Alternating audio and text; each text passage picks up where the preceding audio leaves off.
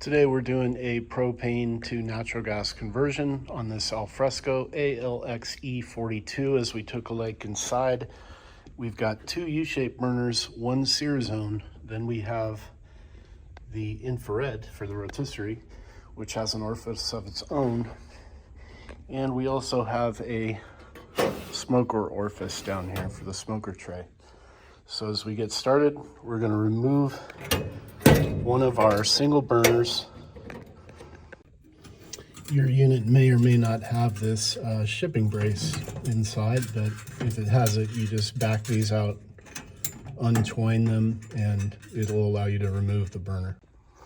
All right, so we're just taking out the U-shaped burner, and you will find that down here we have a hole with our orifice, and it looks like I'm using a 9/32 socket, and I'm just going to put this right on our orifice to back this out.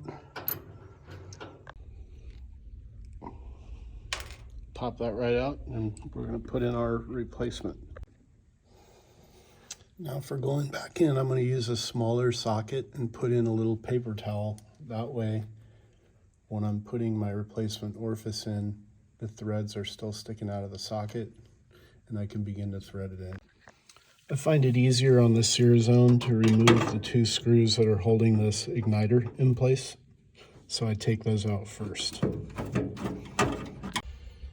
Now the orifice in this one is shaped a little bit differently, so essentially we're going to be using a deep socket. It really needs to be deep in order to reach this one, and this size is 1/2 inch.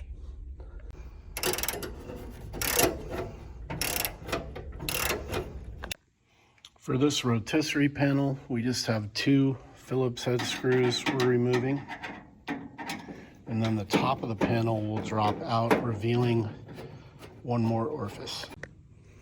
Now here we're dropping the rotisserie. You can see our last orifice is an elbow shape, so you're going to disconnect the gas line to it and then unscrew this fitting from the fixture, and then screw the replacement one in its place. You may find it's easier on this one to use a, let's see what this is. It's going to be 5/8 open-ended wrench. Now we're just backing out our elbow. If you're looking for a conversion kit for your Alfresco, reach out to us at kitchenfoundry.com. Now this orifice back here in the smoker drawer, I have to change out. Okay, so all these units have an inline regulator, but the inline regulator is convertible. So what we do to convert it, we're just basically taking this pin off, and as you can see, when we convert it, we're using a different depth. So that's going to put a different amount of pressure on the spring and make it convert to propane.